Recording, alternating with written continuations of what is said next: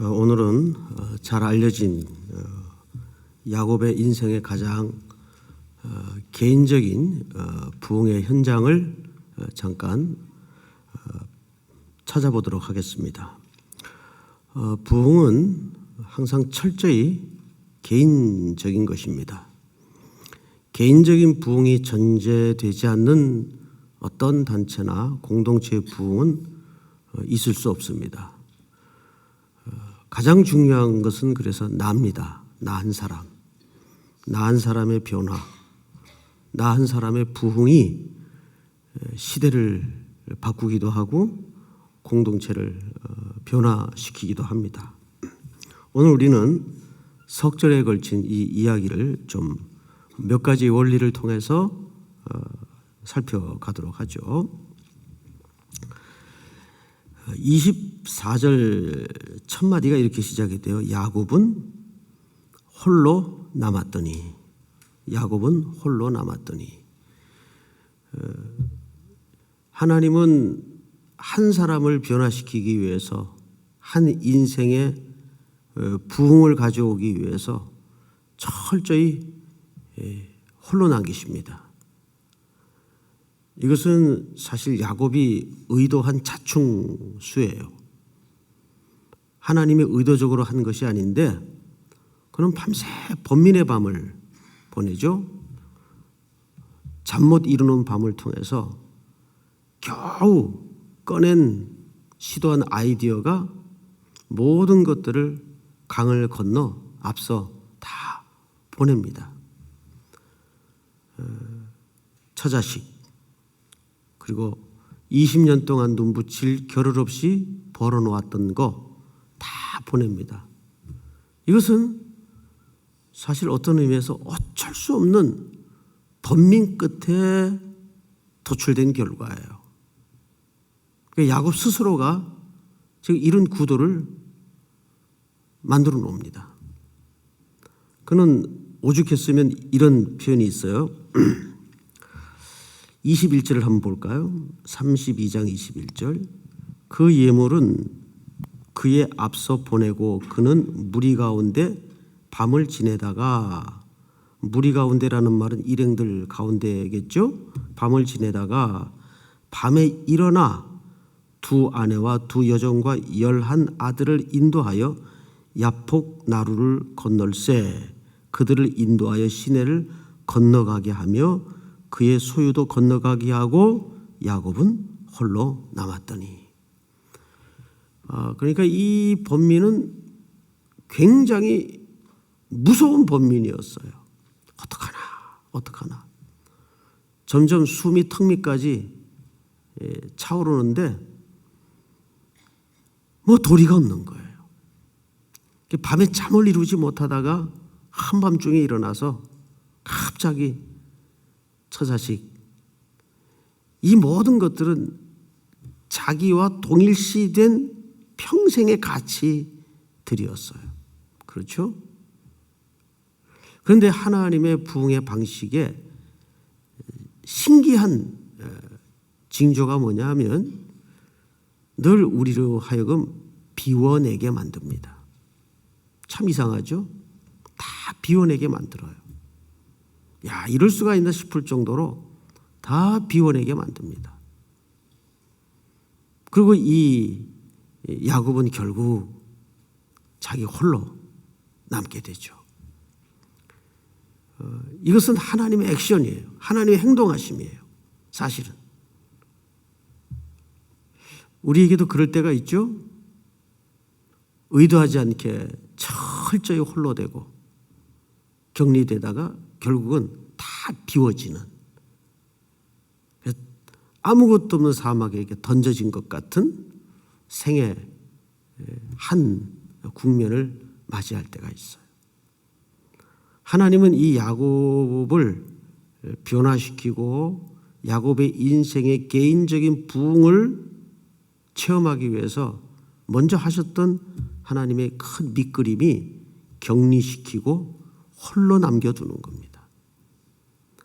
옆에 뭐가 있으면 그것과 자신이 한 덩어리가 되어서 우리는 절대 하나님을 향하여 시선을 돌리질 않아요. 이것이 인간의 나약함이면서 동시에 본성이에요. 첫 번째가 홀로 남기신다. 그리고 우리로 하여금 비워내게 만드신다. 그 두 번째 볼까요? 두 번째 32장 24절을 보시면 어떤 사람이 날이 새도록 야곱과 씨름하다가 그랬어요. 자, 이 어떤 사람은 하나님일 수도 있고 하나님의 사자일 수도 있는데 야곱이 먼저 어떤 씨름을 거는 게 아니라 어떤 사람이 먼저 씨름을 걸어와요. 이게 진짜 부흥은 하나님이 일방적으로 그 시대와 한 개인의 공동체에 찾아오시는 사건이에요. 늘 첫째 날부터 말씀을 드렸지만 부흥의 주권, 주도권은 하나님의 액션으로부터 시작이 됩니다. 어떤 사람이 야곱의 인생에 드디어 본격적으로 개입해 들어오기 시작합니다. 그리고 밤이 새도록 야곱과 씨름을 걸죠. 이것은 보통 기도라고들 말하는데 정확히 여기서 기도했다는 내용은 없습니다. 그냥 하나님께서 일방적으로 야곱의 인생에 개입하셔서 무언가를 꺾어놓기 위해서 씨름을 거신 겁니다. 영어 성경을 레슬링이라고 했어요. 레슬링. 그 야곱을 붙들고 뭔가 하나님께서 전쟁을 시작하신 겁니다. 32장 25절을 보시면 자기가 야곱을 뭐하지 못함을 보고 이기지 못함을 보고 그래서 이기지 못하다. 야콜. 근데 이건 승패에 관한 문제가 아니에요.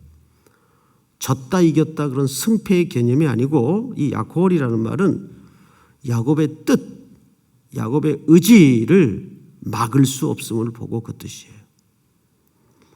야곱이 참 근성이 질겨요. 얼마나 무서운 혹독한 번민의 밤을 지냈습니까? 심지어는 처자식까지 다 이 처자식이라는 주제는 자기 확장이거든요. 아버지들에게 아들은 자기 존재의 확장이거든요. 그래서 그렇게 집착하는 거예요. 이 처자식은 야곱이에요. 자기 분열이 일어난 거예요, 지금. 그리고 철저히 자기만 남았어요. 약 100여 년 전 덴마크 철학자 케고루라는 사람이 이름이 헷갈리네요. 그 나와 너라는 유명한 책을 썼어요. 나와 너. 이분이 거기서 이런 얘기를 합니다. 나와 너라는 이 만남은 바로 나와 하나님. 그러니까 기독교는 어떤 삶의 패턴을 얘기해 주는 교훈장도 아니고 도덕과 윤리는 도덕 아니고 더군다나 기독교는 어떤 견해나 사상의 체계가 아니다. 기독교는 나와 당신의 만남이다. 철저히 뭐냐면 나와 하나님과의 만남이 기독교의 본질이다. 하나님과 나와 만남을 통해서 하나 되는 사건. 이것을 그 철학자는 이런 표현을, 이런 용어를 썼어요. 결정적 만남. 우리 기독교인들 심성 속에 그 하나님과의 어떤 결정적 만남의 순간이 있는가? 그 만남의 흔적을 갖고 있지 않는 사람은 사실 기독교인이라고 할 수가 없어요. 여러분 어떻습니까? 나와 당신. 모든 얘기는 사실 그 다음이에요. 그 하나님을 인격적으로 이렇게 야곱이 이 외로운 밤에 모든 것들을 비워내고 모든 것들을 결발한 상태에서 찾아오시는 그 인격적인 하나님을 씨름하듯 실체로 만나는 나와 하나님의 그런 만남이 있는가? 이것을 결정적 만남이라고 표현을 했더라고요. 번역을 참 잘한 것 같아요. 결정적 만남. 진짜 부흥은 그 시대나 공동체나 그 개인이 하나님과 이게 인격이 뒤섞이는 하나 되는 결정적 만남이 있어야 돼요. 그러기 위해서는 우리는 철저히 하나님에 의해서 비워지고 결별되는 경험을 할 수밖에 없어요.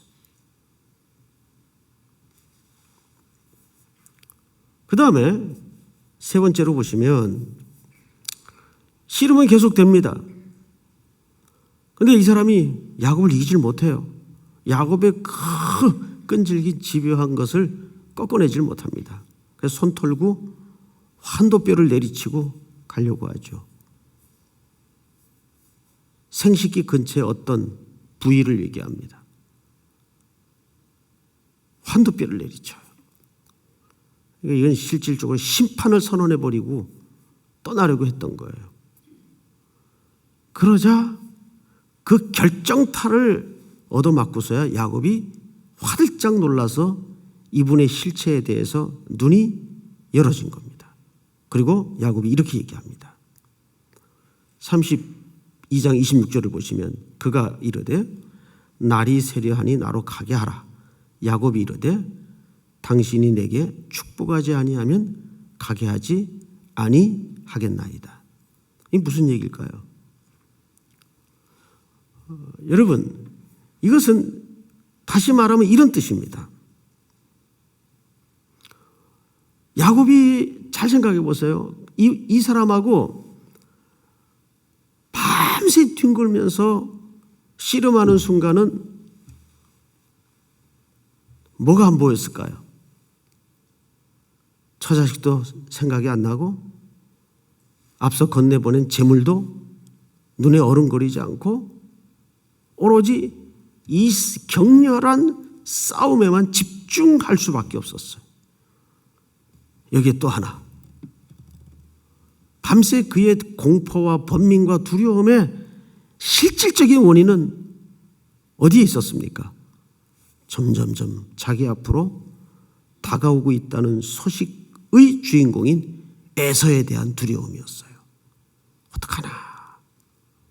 그 에서의 분노, 에서의 존재, 다가오는 에서의 실체. 근데 이 씨름하는 동안에는 전혀 에서도 누구고 뭐고 생각할 수가 없었어요.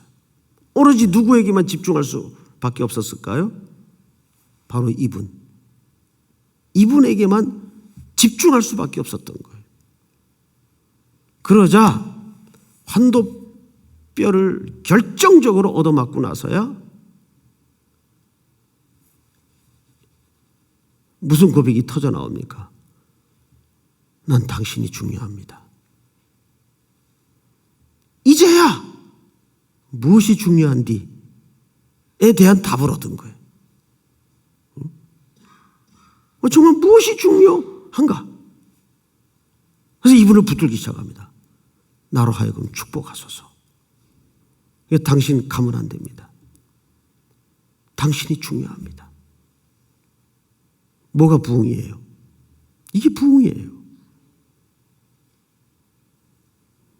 우리는 오늘 하나님이 야곱을 다루시는 세 가지 단계의 손길을 확인했어요. 첫째, 어떻게 하신다고요? 철저히 비워내게 하시고 고독하게 만드세요. 모든 것들로 자기 존재 확장의 모든 것들을 다 앞서 보냅니다. 이게 자기 자충수지만 어쩌면 하나님의 커다란 밑그림이었어요. 밤새 고민하다가 자다가 벌떡 일어나서 잠을 못 이루죠. 이것들을 끌고 다 앞서 보냅니다. 그리고 철저히 홀로 야복강가에 남아요. 그리고 두 번째는 드디어 하나님께서 그 인생에 관계를 회복하기 위해서 들어오시는 거예요. 씨름을 걸어오시는 거예요. 이건 기도가 아니에요. 그리고 이 씨름을 하는 동안 그는 오로지 이 대상 외에는 생각할 수가 없었어요. 에서에 대한 두려움도, 재물에 대한 손실의 여부도 걱정할 겨를이 없어요. 여러분, 걱정도 여유가 있어야 걱정하는 거예요. 그러지 않아요? 걱정도 그 여유가 있는 행동이에요. 진짜 다급하면 걱정이 어디 있어요. 그냥 본능대로 행동하는 수밖에 없지. 지금 야곱은 그 본능대로 행동할 수밖에 없는 지금 막다른 골목에 몰아넣어진 겁니다. 그는 일말에 그래도 여유라도 있을 때는 번민이라도 했고 걱정이라도 했는데 이제는 그것도 못하는 지경에 이른 거죠. 그냥 사지에다가 몰아넣으니까 오로지 도대체 이 사람이 누군가, 나한테 왜 이러시는가, 막 허겁지겁 악착같이 삿바끈을 놓지 않고 고집을 꺾지 않으니까 이 사람이 이기지 못함을 보시고, 야콜, 이 승패에 관한 표현이 아니에요. 내가 졌다. 내가 너의 의지와 뜻을 꺾을 수 없구나. 심판을 선언해 버리는 겁니다. 마지막으로 그래서 야곱에게 뭐가 남았죠? 뭐가 남았어요? 상처가 남았어요. 그가 분이엘의 아침을 맞으며 여기를 떠날 때 다리를 절었더라. 이 전 인생을 연약한 다리로 한 발자국 내디뎌 앞을 걸어갈 때마다 그는 여기에서 격렬했던 이 밤을 어떻게 지울 수가 있겠습니까? 그래서 평생 야곱은 이 저는 다리로 어떻게 살아야만 했을까요? 주 떠나가시면 내 생명 헛됩니다. 우리 찬송가 500장을 한번 열어볼까요? 거기 마지막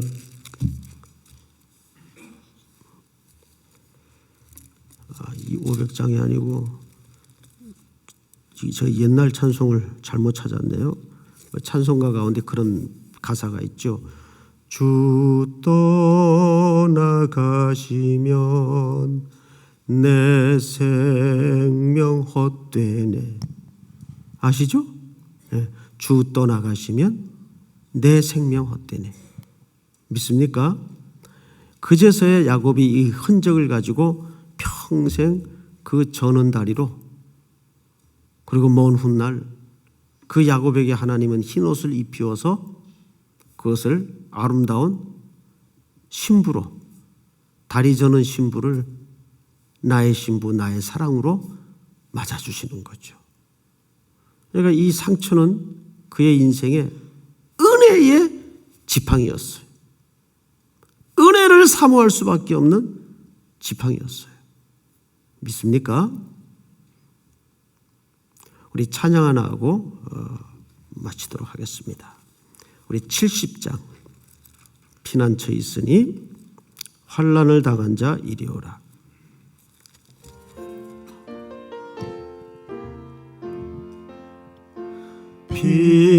피난처에 있으니 환난을 당한 자 이리 오라.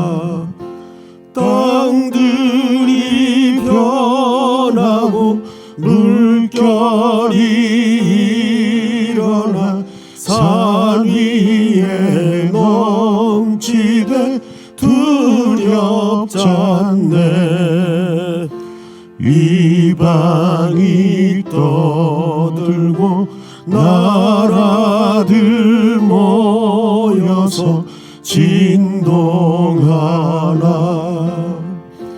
우리 주 목소리 한 번만 바라면 전하의 모든 것 망하겠네.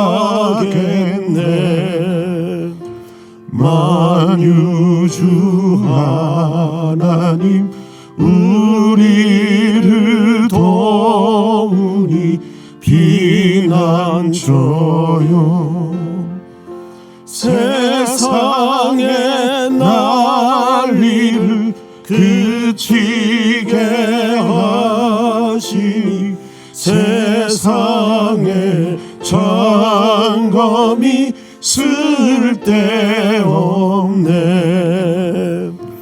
높으신 하나님 우리를 구하니 할렐루야. 괴로움이 심하고 환난이 극하나 피난처 되시는 주 하나님.